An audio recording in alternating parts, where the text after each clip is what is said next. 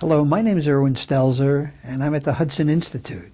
And I've been asked to talk to you this afternoon about how things are shaping up as we will emerge from the financial crisis and the recession in which we're in.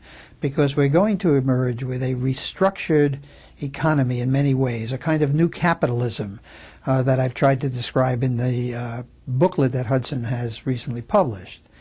I think what we're going to see is more active participation of government in financial markets. That seems certain, although I don't think that the government will continue to own pieces of banks as they do now.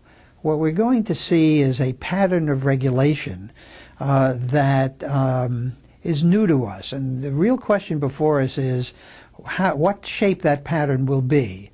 There are two possibilities. One is a rather pervasive regulatory structure in which, let's call it hordes or swarms of regulators are checking what investment bankers and bankers are doing in an effort to minimize risk.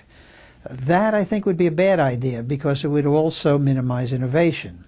The other is a regulatory pattern that will get the incentives right. We have gotten ourselves into this mess, partly because all of the players had bad incentives. Mortgage brokers had incentives to write any old kind of mortgage because they didn't retain the risk. They sold it off.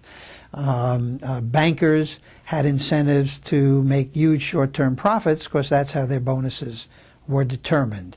Right on down the line. And I think if we can develop regulations that get people's incentives aligned with the national interest, we can then let them go about their business creating wealth, which is what capitalism is all about. In essence, we're going to have a new capitalism, one in which markets will continue to function, but that they will function under a new set of rules. We've always said that government has to be the referee in the games we play in markets, but we don't want governments to be a player in the markets. And I think the danger of where we seem to be headed now is that the government will be a player.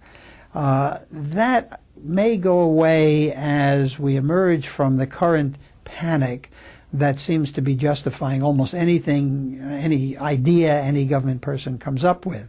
So I'm reasonably optimistic that just as Franklin Roosevelt managed to reform capitalism in order to save it, and generally over the squeals and bleating of the capitalists themselves, that we will see emerging from this process a new and healthier free market capitalism with new rules that direct incentives, create incentives and direct behavior in a more socially acceptable way.